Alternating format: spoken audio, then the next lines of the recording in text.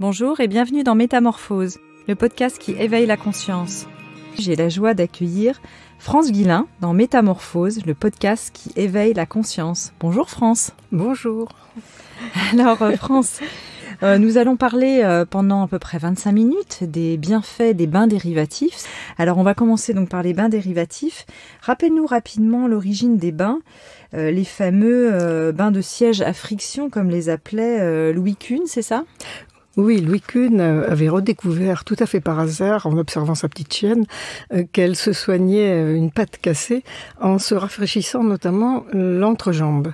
Lui, il avait conclu que les mâles rafraîchissaient le pénis et que les femelles rafraîchissaient les grandes lèvres. Mais en réalité, c'est tout simplement tout l'entrejambe. C'est valable pour tous les animaux, pour les humains, puisque nous sommes des mammifères, il faut quand même le reconnaître, et pour les oiseaux aussi. Si vous observez dans la rue les pigeons qui font la queue aux bouches les bouches d'eau d'arrosage des trottoirs, oui. Eh bien, ils vont tous se mettre le sexe dans l'eau régulièrement. Tout simplement parce que c'est ce qui élimine l'état inflammatoire du corps. On a compris il y a quelque temps que c'est un anti-inflammatoire puissant. Or, il est absolument démontré au plan international depuis 2008 que l'état inflammatoire est le déclencheur des maladies dégénératives. C'est-à-dire que ce n'est pas la cause, mais c'est le déclencheur.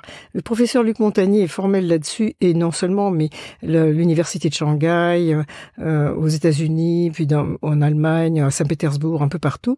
Il est absolument avéré aujourd'hui qu'on peut très bien avoir dans le corps tous les symptômes d'une maladie sans qu'elle se déclare. Parce que le corps arrive à se débrouiller en contournant ces obstacles. C'est valable aussi dans le cerveau, pour la maladie d'Alzheimer, pour la maladie de Parkinson. Si on n'est pas en état inflammatoire, malgré des dépôts de protéines amylase sur le cerveau, eh bien, on arrive à ne pas avoir de maladie d'Alzheimer qui se déclare, alors que potentiellement, elle est là. De même, les tumeurs qui se forment dans le corps, elles peuvent se transformer en cancer ou non. C'est-à-dire que l'angiogénèse, le fait que le corps les nourrisse, ne peut se produire que quand nous sommes en état inflammatoire.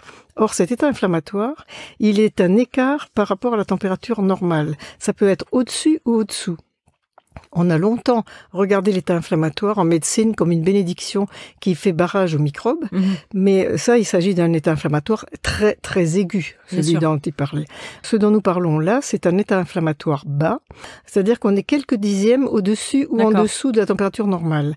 Sciences et Vie du mois de mars, je crois, février ou mars, a consacré un dossier à cet état inflammatoire en montrant bien qu'il est vraiment le responsable du déclenchement, y compris du diabète, de certaines maladies mentales, comme la schizophrénie, et bien sûr Alzheimer, Parkinson, mais aussi de spondylarthrite ankylosante, de sclérose en plaques. Toutes ces maladies-là, qui sont de type inflammatoire, ne peuvent pas se déclarer, même si on les a potentiellement. D'accord. Elles ne peuvent pas s'exprimer. On ne peut pas avoir les inconvénients de leur manifestation tant qu'on n'est pas en état inflammatoire. Parce qu'on les pratiquait comment justement à ce moment-là ? Alors, en Europe, ça se faisait sur un bidet ou sur un seau, avec de l'eau fraîche, normalement la plus froide possible, et puis avec un bout de tissu un peu râpeux, disait Louis Kuhn, c'est-à-dire un gant de toilette pas trop doux. Oui. On passait de l'eau sur son sexe pendant 20 minutes, une demi-heure, 1 heure, 2 heures, 4 heures, il disait-il, pour les gens sédentaires. Enfin, ça faisait beaucoup d'heures. Hein. Il avait même construit un siège qui permettait de faire ça dans son salon sans que les autres voient notre sexe et que nous-mêmes on puisse pas se voir. Tout ça a été infiniment pudique, mais très encombrant quand même. Et oui, pas très commode quand même.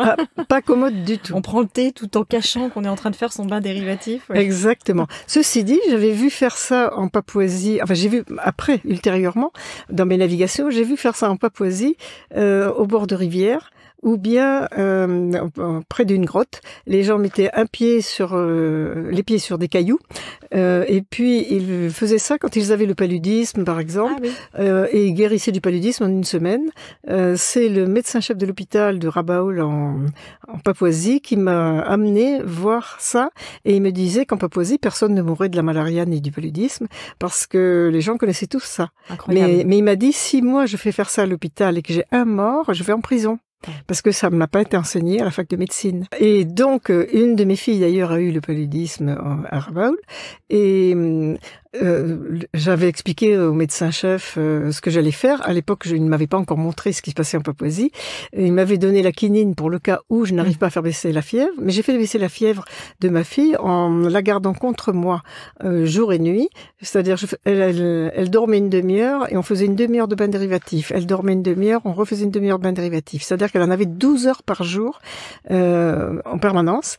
Et au bout d'une semaine, il n'y avait plus rien dans le sang. C'était complètement impeccable.